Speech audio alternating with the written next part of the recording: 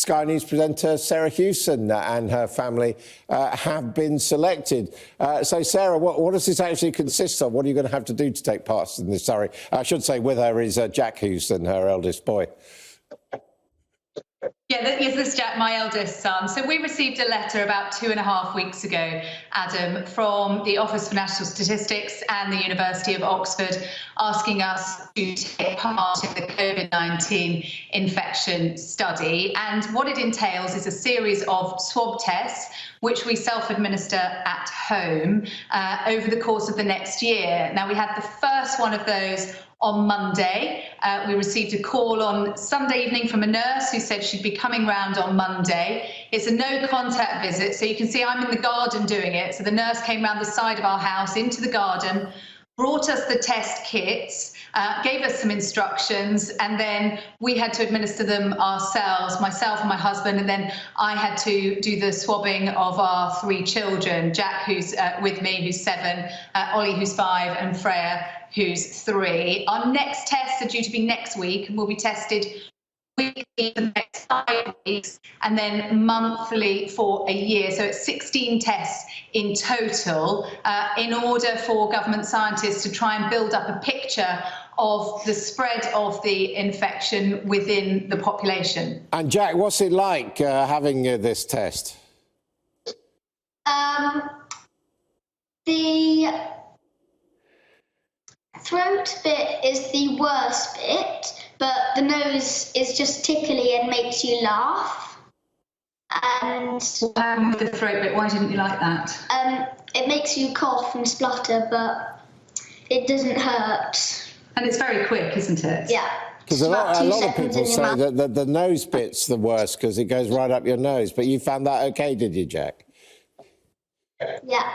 Your brother wasn't so keen on the nose bit, was he? He says he's never going to have it again. I mean, it's quite difficult as a mum to administer them. I'm not medically trained. I don't really know what I'm doing. I took the instructions, and obviously when you've got a small child squirming and gagging as you do it, and you don't want to hurt them, but you also know that you need to get the swab, as you say, Adam, that the nose is quite uncomfortable. You have to get it far enough into the nose to get enough of a sample for them. So it's quite difficult as a mum to be doing that to the children. But as I said, we've got 16 of these tests to do, so I think we'll probably get used to it by the end. And Jack, I mean, you're being homeschooled at the moment. What do you think about this whole coronavirus thing? Are you very scared or not really scared? I am a bit scared because it makes people pass away, and that's upsetting for people who lose lost ones. And it's also quite upsetting for me because I can't see my friends, I can't see my grandparents, and it just doesn't feel right. Is it a compensation being off school, though?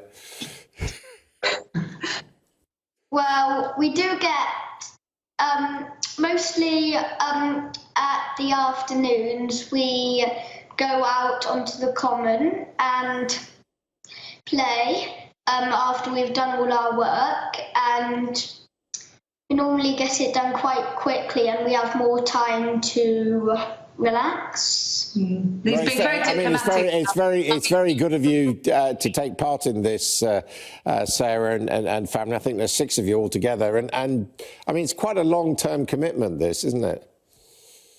Yes, it is. And the ONS have stressed that nobody has to complete every test. If they want to pull out at any point, that they can. For us, we felt it was quite important to do our bit. There's so little that we do know about this virus, so the more that we can do to help scientists understand it, and as we know, the majority of testing has only been taking place in hospitals and now more in care homes and not more widely in the community. So if we can help with that, and also from a more selfish point of view, it's quite interesting for us and quite useful for us to be tested regularly to see what happens. I mean, the children and my husband are at home all the time. My husband's working from home. I'm obviously going into work, but we're not doing huge amounts. But my middle child and my youngest will be going back to school in a nursery in June. And I suppose from that point on, it also becomes more interesting and more informative and useful for us to know where we are. But so far, it's good news for the family Hewson. We haven't had any results back yet, Adam. So the swabs were done on Monday, then they're sent to a lab, and then the data goes to the University of Oxford and the Office for National Statistics for analysis. And then those results will then be fed back to our GP, who then tells us whether we were negative or positive. I mean, none of us are symptomatic. We don't have any symptoms at the moment, but obviously that's part of what this survey is about, looking to see how many people may have the virus but be asymptomatic. Well, good luck with that. And Sarah and Jack, thank you very much.